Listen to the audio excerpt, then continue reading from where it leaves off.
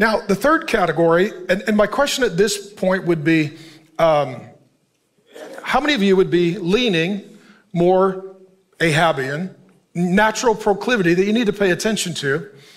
How many of you would be more Jezebelian?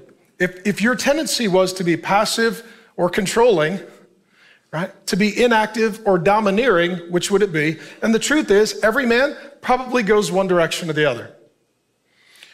For me, I would be more controlling unless the Holy Spirit was controlling me. The third option is assertive Elijah.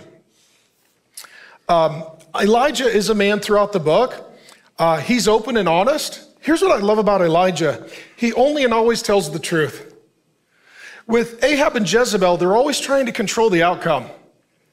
With Elijah, he's just trying to obey the Lord. Don't worry about being successful. Worry about being obedient. And trust in the providence of your God to determine the outcome. And that's what I love about Elijah. He says what's right. He does what's right. He doesn't try and control the outcome. He trusts God for the outcome. In addition, Elijah has influence but not control. This is really important. Here we are 3,000 years later. We're talking about Elijah, and he has influence on us.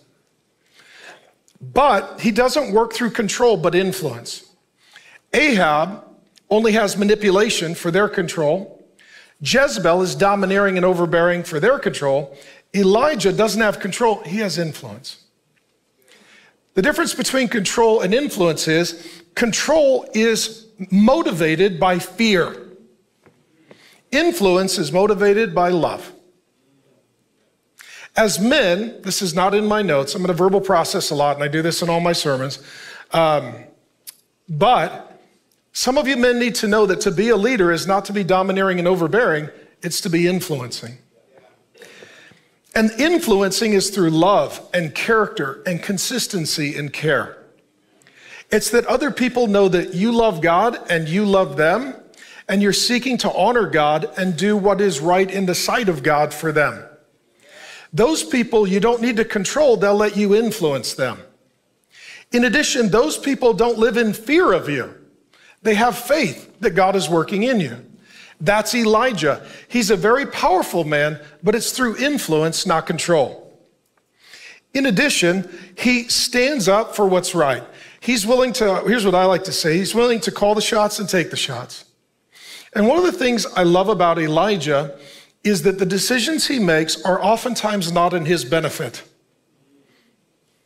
You know that someone is serving God when the decisions they make benefit others, but not themselves. Right? Of course, we see this most clearly at the cross of Jesus Christ. What he did benefited us, and it cost him everything. So Elijah is willing to tell the truth and have the conflicts and rebuke the politicians and deal with the false prophets, 850 of them. And every decision that he makes, it costs him something, but it blesses and benefits others. That's the Elijah spirit. And this is the heart of true masculinity. The heart of true masculinity is not how much comfort and pleasure can I have, or how much control and power can I have, but how can I love God and serve people? That's the heart of Elijah. Now that being said, all of us start as more like Ahab or more like Jezebel, and the hope, prayer, and goal is to become more like Elijah. Not domineering, not passive, assertive, godly. And if you want to be an Elijah, and I'll talk a little bit about this further, how do you deal with Ahabs and how do you deal with Jezebels? True or false? You're going to encounter them. You will. How do you deal with a passive man or woman, or a domineering, controlling, overbearing man or woman? And I'll give you a case study in each. We'll look at Elijah versus Ahab. 1 Kings 18, 17 through 19. When Ahab saw Elijah, let me just say this. Ahab doesn't run toward Elijah. Elijah runs toward Ahab. Because Ahab is passive, not active. Right? And so if you want to confront an Ahab, you have to find them. Right? These are the guys that are good at hiding and disappearing. Okay, so here's what happens. Elijah is looking for Ahab. When Ahab saw Elijah, Ahab asked him, "Is it really you, you destroyer of Israel?"